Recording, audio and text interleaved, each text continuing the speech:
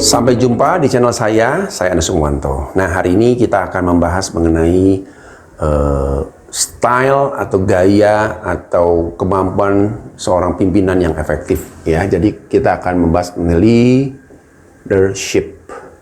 Ya, leadership itu apa sih? Nah, kita harus punya satu acuan. Jadi, leadership itu adalah yang pertama itu leader adalah orang yang memiliki otoritas. Apa bedanya dengan orang yang bekerja yang lainnya, yang hanya staf biasa, gitu ya?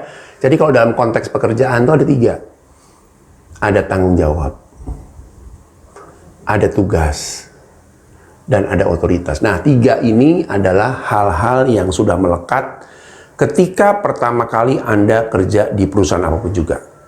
Ya kan? Anda datang, dikasih tugas. Ini tugasnya ya, siap. Anda bertanggung jawab ya terhadap departemen ini. Tolong dibuat sebaik mungkin dan memberikan impact hasil kepada konsumen supaya kita mendapatkan keuntungan.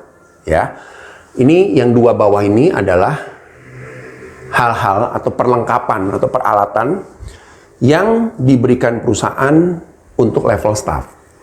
Ya, fresh graduate biasanya baru gitu ya. Tapi ketika menjadi pimpinan, even itu di level supervisor, mereka diberikan otoritas. Kenapa otoritasnya harus diberikan? Nah, seringkali di perusahaan, otoritas ini tidak secara eksplisit diberikan. Jadi mereka hanya sama juga ya, Anda jadi supervisor, ini tugasnya, tanggung jawabnya, selesai. Tapi tidak menjelaskan apa sih otoritas yang Anda miliki. Karena otoritas ini bicara tentang power. Tinggi power kita, semakin strong kita menjadi seorang leader. Otoritas inilah yang memberikan kekuatan. Semacam supernatural ya barangkali kalau di superhero itu kan ya. Orang superhero tertentu kan kayak Superman, punya kekuatan untuk ini. Ya, Ant-Man, lalu siapa? Iron Man, segala macam. Nah, itu sebenarnya muncul dari otoritas seperti ini. Power. Tanpa ini, seorang pimpinan tidak akan bisa mengatur, mengelola ruang lingkup kerjanya dengan efektif. Nah, kapan power itu diberikan? Sebaiknya ketika naik jabatan ya, seorang naik jabatan ya, atasannya atau perusahaan yang diwakili, entah itu HRD, entah director gitu ya, harus juga memberikan power. Jelaskan dengan jelas, eksplisit apa yang ia bisa lakukan sebagai seorang leader. Di depan semua orang kalau perlu. Jadi orang tahu, oh, semacam ada tongkat estafet dari pimpinan puncak untuk memberikan power, otoritas kepada orang di hadapan saya yang nantinya jadi atasan saya. Ya kelihatan simpel, tapi banyak perusahaan lalai melakukan. Sehingga banyak atasan yang tidak diterima oleh bawahan. Bahkan yang paling ekstrim, ujung-ujungnya jadi bahan perbincangan di belakang, dilecehkan oleh bawahan. Kenapa?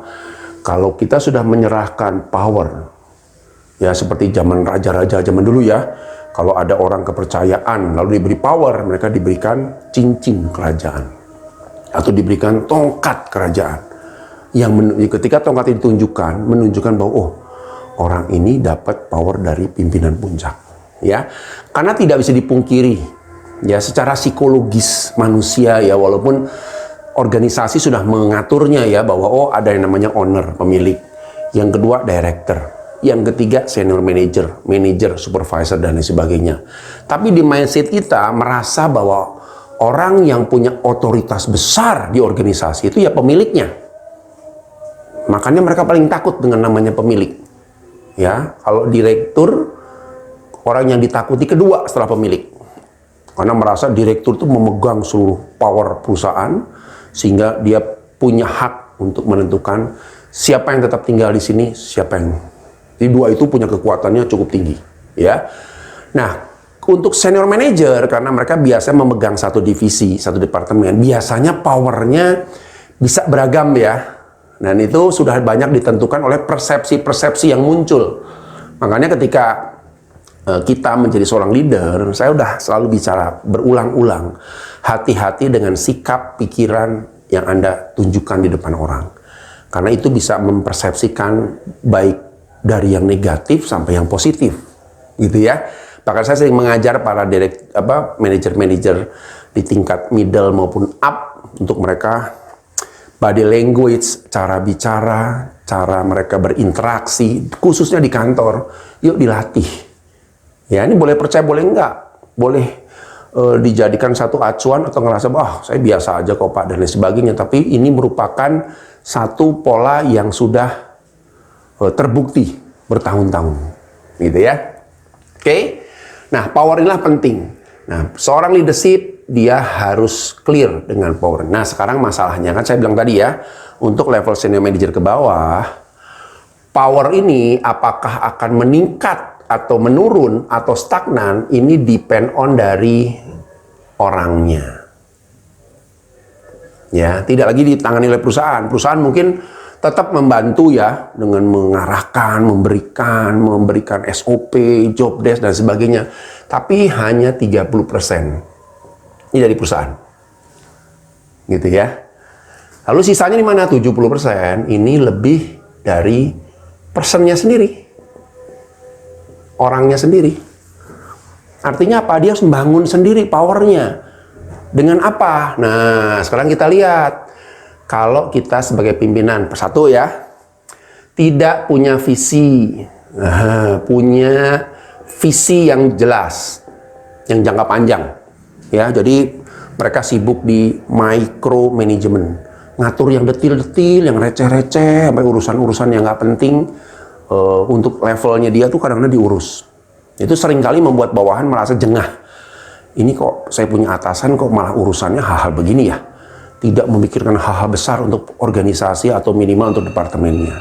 Ya, hati-hati. Ya. Lalu apalagi kalau nggak ada tujuan yang jelas, mau kemana sih kita Pak? Ya pokoknya flow aja lah, capai target, selesai.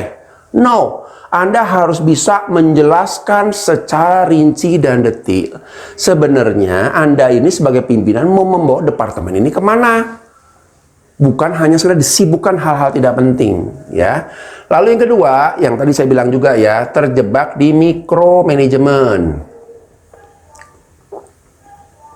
Ya. Terjebak di hal-hal yang tidak seharusnya dia lakukan atau seharusnya bisa didelegasikan kepada orang lain. Nah, ini bahaya juga, ya. Lalu yang ketiga, atasan tidak punya ketegasan. Ketegasan itu artinya saya memahami kadang-kadang di level-level tertentu. Kenapa kita menjadi nggak tegas? Karena juga banyaknya perubahan-perubahan keputusan di level atas, di level owner, level direksi yang berimpact terhadap kita sebagai manajer. Tapi ketegasan kita untuk tetap memantau ya, memonitor daily tugas-tugas tercapai atau tidak itu penting. Ya, target-targetnya harus tercapai juga. Jadi mereka yang kerja di bawah tuh nggak ikut pontang-panting gitu ya, tapi mereka tetap punya guidance yang clear untuk tetap mereka menyelesaikan tugas. Ya, makanya ketika informasi dari atas muncul, datang ke kita coba saring. Kita coba mulai pilah-pilah mana yang saya harus sampaikan dan perubahan ini sudah mutlak harus terjadi.